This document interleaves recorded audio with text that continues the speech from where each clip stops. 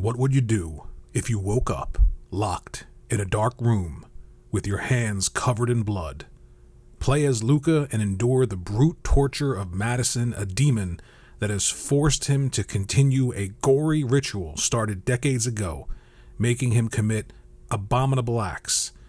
Will you be able to finish this sinister ceremony? So that's the official take on the MadisonGame.com website.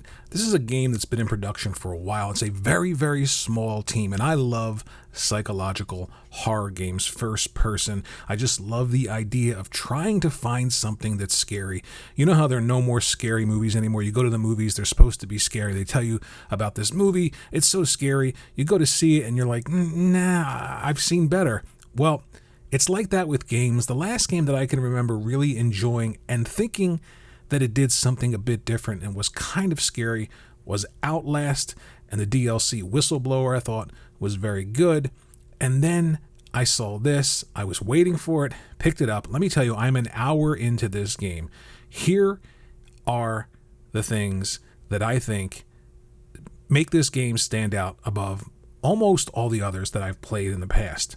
The sound design. This game is so creepy. I mean, you'll hear noises. You'll hear noises that you're familiar with, like rain hitting a window, but it's positional and it's 3D audio. So if you have the Pulse 3D wireless headset from PlayStation, you're playing it on the PlayStation 5, unbelievable experience. If you have a 3D headset for Xbox, it's available there.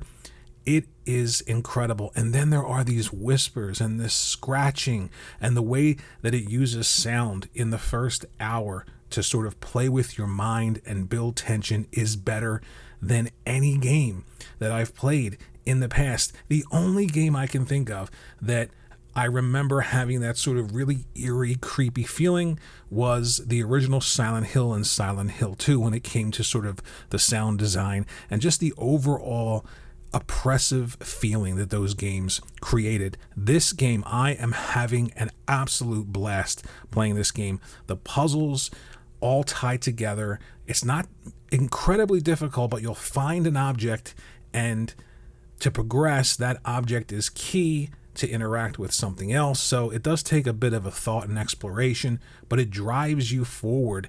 And in between those stopgaps, it is just so terrifying. Yes, there's a camera. You think of Fatal Frame, but it's not that. You shake the Polaroid picture like we all used to do back in the day. If you're old enough to remember Polaroid, you weren't really supposed to shake it. You were just supposed to turn it upside down and leave it, but we all shook it. But what happens with the camera is you're in a dark hallway. You hear a noise. You turn around. You can't see anything, and then all of a sudden that flash goes off, and there's nothing there. But when you shake that camera, an image appears, or it's an image of something pointing behind you, and you don't want to turn around, and you'll hear that noise, or you'll hear a scratch, and you turn around slowly, and you're terrified. These are the moments that this game continually delivers. I cannot recommend this game anymore to horror fans, first person, psychological, puzzle-driven games. It is so good. What's really interesting is as I played it, I remembered a game called Clock Tower a long time ago. And that game knew how to build tension. You had to hide from this maniac who was looking for you throughout the game. And the way that game used sound and the way that it just pulled you in, I remembered it, and I sort of thought about that as I played this game. And when I went to the MadisonGame.com website, Hifumi Kono, who is the actual Clock Tower series creator, is quoted as saying, "In horror games, the atmosphere is more important than the direct depiction, and Madison respects that." I think it's wonderful. So that was pretty cool. I thought about a game, and the actual creator of that game noticed this game and respects what it's doing. You've got to try this game. Shut the lights out. I cannot play it with the Pulse 3D headset on.